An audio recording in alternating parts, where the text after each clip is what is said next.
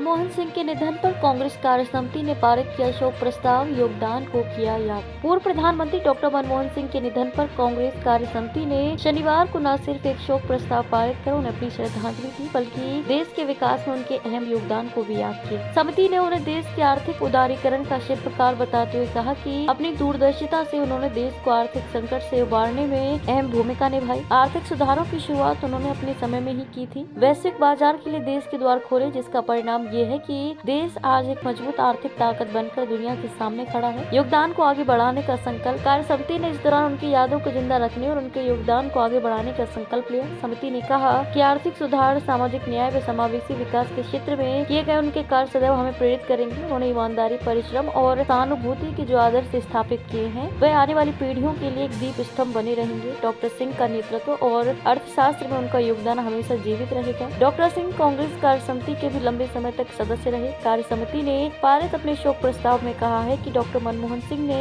13वें प्रधानमंत्री के रूप में देश का नेतृत्व शांति, दृढ़ संकल्प व असाधारण बुद्धिमत्ता के साथ किया। उनका कार्यकाल निरंतर आर्थिक वृद्धि, वैश्विक पहचान व सामाजिक प्रगति से चिन्हित था। कई अहम फैसलों का जिक्र उन्होंने 2008 के वैश्विक वित्तीय संकट के दौरान देश को बचाने के लिए अहम रणनीतिक उपाय किए, जिसका असर ये था कि देश उस संकट से बचकर निकला। उनके नेतृत्व में मनरेगा, शिक्षा का अधिकार, ऐतिहासिक Bharat America civil nuclear deal, राष्ट्रीय खाद्य सुरक्षा कानून व सूचना का अधिकार जैसे कानूनों के जरिए देश को सशक्त बनाने की कोशिश की है। प्रस्ताव में कहा गया है कि राजनेता के साथ ही पूर्व प्रधानमंत्री एक सम्मानित शिक्षाविद भी थे। उनकी अर्थशास्त्र की गहरी समझ और शिक्षा के प्रति उनकी प्रतिबद्धता ने अनगिनत छात्रों, विद्वानों और नीति निर्माताओं को प्रेरित किया। शालीनता को किया याद। समिति ने उनकी विनम्रता और शालीनता को भी याद किया और कहा कि उनका व्यवहार शांत, संतुलित और हमेशा ईमानदारी से प्रेरित था। यही नहीं, किस तरह गरिमा, विनम्रता किसी उच्च पद पर बैठे व्यक्ति के चरित्र का हिस्सा हो सकती है, वे इसका बड़ा उदाहरण थे।